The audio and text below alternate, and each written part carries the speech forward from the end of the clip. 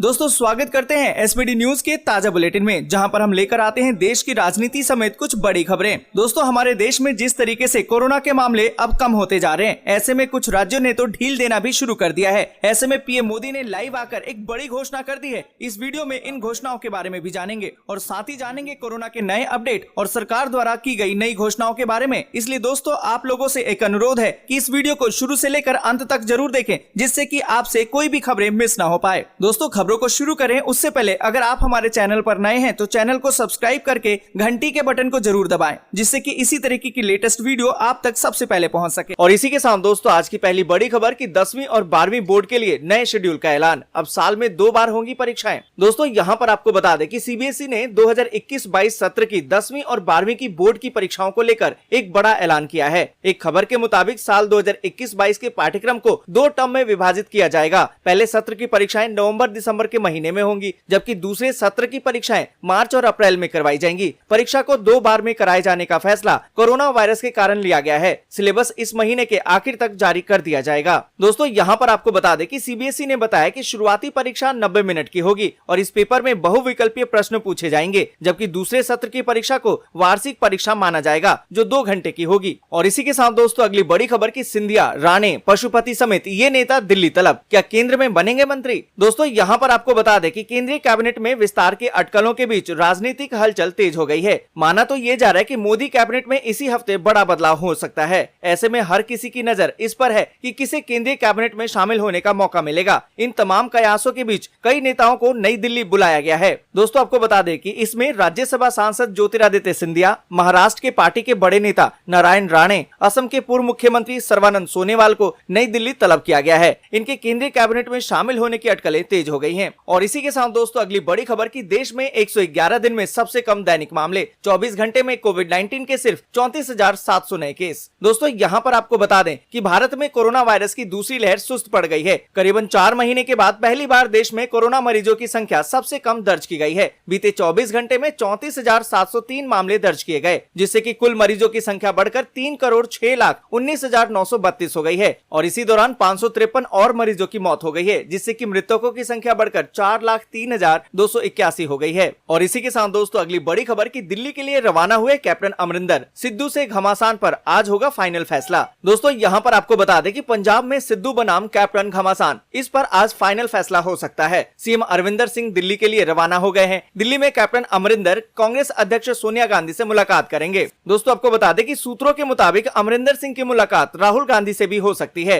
कांग्रेस ने नाराज नवजोत सिंह सिद्धू के मामले को सुलझाने के लिए प्लान तैयार किया है। उसे फाइनल रूप देने के लिए आज अमरिंदर सिंह से राय ली जा सकती है और आज की बैठक में इसी बात पर चर्चा होगी कि कांग्रेस में फूट को कैसे खत्म किया जाए। और इसी के साथ दोस्तों अगली बड़ी खबर की एसबीआई रिसर्च की रिपोर्ट, भारत में अगस्त में आएगी कोरोना की तीसरी लहर, सितंबर में ये होगी पीक पर। दोस्तों यहाँ पर आपको बता दें कि देश में कोरोना की दूसरी लहर कमजोर पड़ गई है। केंद्र सरकार का कहना है कि ये अभी पूरी तरह से खत्म नहीं हुई है। इस बीच एसबीआई रिसर्च की रिपोर्ट में अगस्त में तीसरी लहर के आने का दावा किया गया है। कोविड-19 the race to finishing line नाम से पब्लिश इस रिपोर्ट में कहा गया है कि थर्ड वेव का पीक सितंबर में आएगा। दोस्तों यहाँ पर आपको बता दें कि पैनल का मानना है कि अगर कोविड प्रोटोकॉल का ठीक तरह से पालन नहीं किया गया तो अक्टूबर और नवंबर में तीसरी लहर अपने पीक पर हो सकती है। हालांकि वैज्ञानिक ये भी कहते हैं कि दूसरी लहर की तुलना में तीसरी लहर में हर दिन आने वाले नए मामलों की संख्या आधी हो सकती है। और इसी के साथ दोस्तों अगली बड़ी खबर की विरोधी मुझे बोलते हैं यही है दूसरा लालू, राजद के रजत जयंती समारोह में दिखा तेज प्रताप का खास अंदाज। दोस्तों यहाँ पर आपको बता दें कि राष्ट्रीय जनता दल के 25 साल पूरे होने पर पटना में रजत जयंती समारोह मनाया गया। इस समारोह में जहां लंबे अरसे बाद राजद प्रमुख लालू प्रसाद यादव वर्चुअल माध्यम से कार्यकर्ताओं को संबोधित करते नजर आए, तो वहीं उनके बेटे तेजस्वी यादव ने नीतीश सरकार पर जोरदार हमला बोला और अपनी गैर हाजिरी में पार्टी को संभालने के लिए जहां तेजस्वी को सार्वजनिक रूप से पिता की शाबाशी मिली, तो वहीं उनके बड़े भाई तेज प्रताप ने भी अपने बयानों से कार्यकर्ताओं की खूब तालियां बटोरी। यहाँ पर दोस्तों आपको बता दें कि तेज प्रताप ने कहा कि विरोधी लोग मुझे बोलते हैं कि यही है दूसरा लालू, हम पिता के नक्शे कदम पर चलते हैं। विरोधी पिताजी पर भी हंसते थे और मुझ पर भी हंसते हैं। दोस्तों आगे बढ़े उससे पहले वीडियो को लाइक और शेयर जरूर कर दें, क्योंकि आपका लाइक और शेयर ही हमारी मेहनत का फल होता है। और इसी के साथ दोस्तों अगली बड़ी खबर कि स्पुतनिक वी वैक्सीन भी मुफ्त में लगाई जाएगी। पोलियो अभियान की तरह अब गांव-गांव पहुंचेगी टीमें। दोस्तों यहाँ पर आपको बता दें कि देश में कोरोना महामारी पर काबू पाने के लिए लोगों का तेजी से टीकाकरण किया जा रहा है। टीकाकरण केंद्र पर फिलहाल कोविशील्ड और कोवैक्सीन ही उपलब्ध है। सरकारी टीकाकरण केंद्रों पर जल्द ही अब रूसी वैक्सीन स्पुतनिक वी भी उपलब्ध होगी।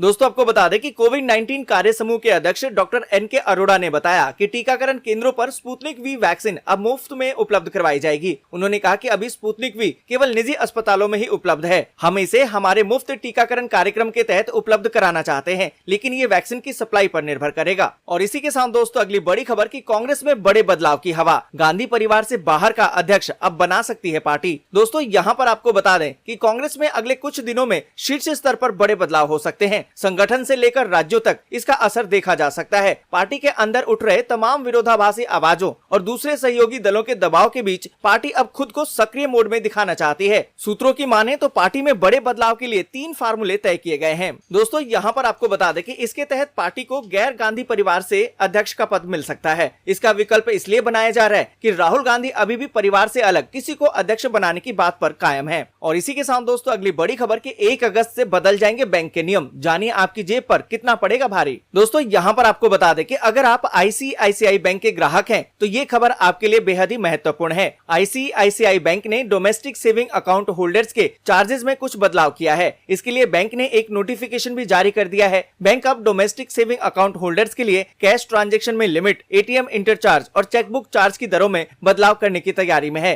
बैंक ने इस जानकारी का जिक्र अपनी वेबसाइट में भी किया है। सर्विस चार्ज में ये बदलाव 1 अगस्त 2021 से लागू हो जाएंगे। और इसी के साथ दोस्तों अगली बड़ी खबर कि राहुल गांधी ने एक बार फिर से मोदी सरकार को घेरा, कहा कि मित्रों वाला राफेल है, सवाल करो तो जेल है। दोस्तों यहाँ पर आपको बता दें कि पिछले लोकसभा चुनाव के बाद एक बार फिर से राफेल डील चर्चा में है। राफेल डील में हुए कथित भ्रष्टाचार को लेकर फ्रांस में न्यायिक जांच शुरू भी हो गई है, जिसको लेकर कांग्रेस लगातार ही मोदी सरकार पर वार कर रही है। राफेल डील के मुद्दे पर राहुल गांधी ने एक बार फिर से मोदी सरकार को घेरा है। इस बार राहुल गांधी ने राफेल डील के साथ साथ तेल की बढ़ती कीमतों को लेकर भी मोदी सरकार पर निशाना साधा है। दोस्तों यहाँ पर आपको बता दें कि राहुल गांधी ने ट्वीट करके लिखा कि मित्रों वाला राफेल है, टैक्स वसूली महंगा तेल है, पीएसयू पीएसबी की अंधी सेल है और सवाल करो तो जेल है। और इसी के साथ दोस्तों अगली बड़ी खबर कि दिल्ली में बदलेगी शराब दुकानों की सूरत, दिल्ली वासी सीधे कंपनी से खरीद सकेंगे ताजा बियर। दोस्तों यहाँ पर आपको बता दें कि दिल्ली सरकार ने अब राजधानी में शराब की दुकानों की सूरत बदलने, शराब बनाने वाली छोटी इकाइयों को बढ़ावा देने, लोगों को ताजा बियर उपलब्ध कराने, कर चोरी रोकने और नकली शराब की बिक्री पर अंकुश लगाने की दिशा में कई कदम उठाए हैं। दिल्ली सरकार की नई आबकारी नीति के तहत शराब की दुकानें खुली जगह वाली होंगी। ये एयर कंडीशनर युक्त होंगी, जहां धक्का मुक्की नहीं होगी और लोग आसानी से अपनी पसंद की शराब खरीद सकेंगे। और इसी के साथ दोस्तों अगली बड़ी खबर कि कई देशों में डेल्टा वेरिएंट की वजह से बढ़ रहा है प्रतिबंधों का दायरा, महामारी की अगली लहर की है आशंका। दोस्तों यहाँ पर आपको बता दें कि दुनिया के कई देश कोरोना महामारी की अगली लहर की आशंका जता रहे हैं। इसकी सबसे बड़ी वजह वायरस के म्यूटेशन से सामने आया डेल्टा वेरिएंट बताया जा रहा है। डेल्टा वेरिएंट सबसे पहले भारत में ही मिला था। इसके बाद इसके मामले दुनिया के 98 देशों में सामने आ चुके हैं। इन देशों में इस वेरिएंट के मामले लगातार बढ़ रहे हैं। इस वेरिएंट से प्रभावित कई देशों ने अपने यहाँ पर तीसरी, चौथी और 5वीं लहर के आने की आशंका जताई है। दोस्तों आज के लिए बस यहीं तक। वीडियो आपको अच्छी लगी हो तो लाइक और शेयर जरूर कर दें और अभी तक आपने चैनल को सब्सक्राइब नहीं किया है तो सब्सक्राइब जल्दी से कर लें।